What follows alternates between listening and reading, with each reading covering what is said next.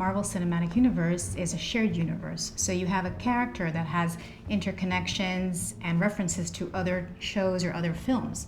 So every decision that we make has to be approved by the showrunner or Marvel because we don't know where that character is going. So that's a lot of prep and a lot of decision making, a lot of emails, a lot of meetings.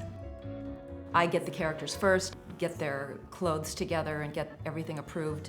But I always felt it was really important for these guys to be able to see what I was doing, weigh in, have the time to think about it. We had an email loop going between us where our creative input fed off her costumes. People do bad shit.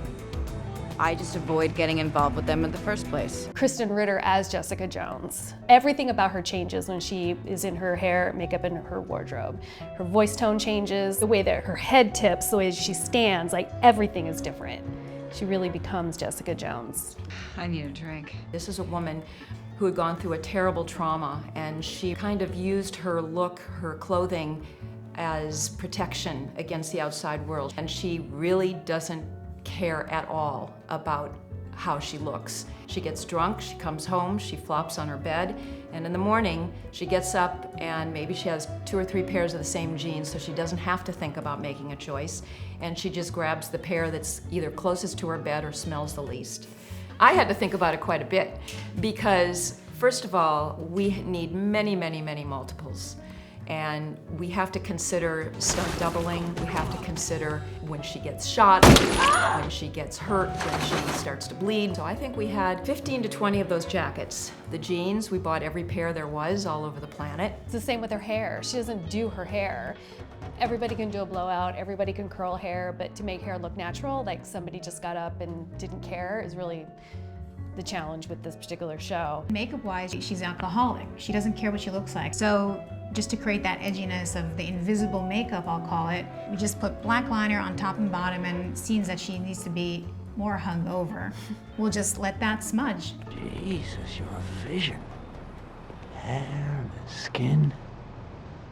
Appalling sense of fashion, but that can be remedied. In the comics, Kilgrave was very purple because the premise of all of these Marvel shows is an authentic New York City. We wanted to keep Kilgrave's look authentic, so I tempered it. I didn't use a lot of purple. I used shades of purple combined with other shades of blues and maroons and deep reds. Made it never be too terribly over the top. Kilgrave's hair, starts out perfect, and then you see him progress from controlling Jessica into his own demise, and his hair sort of falls apart with that as the show goes on.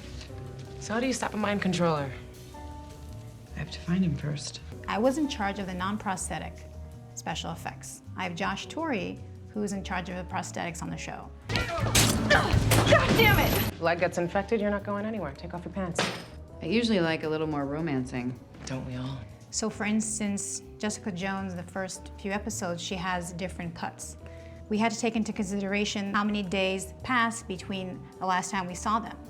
In reality, if it's 2 days, you would think that you still have the cut.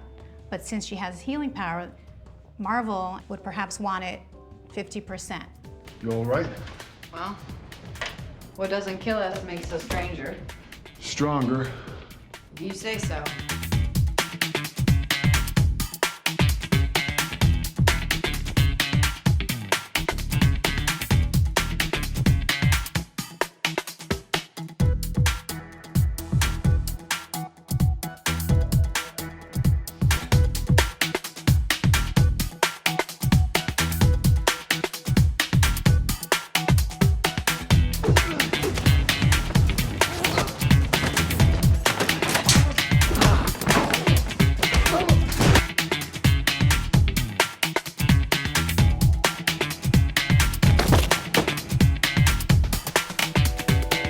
Still not the hero that you wanted me to be. You're exactly the hero I wanted you to be.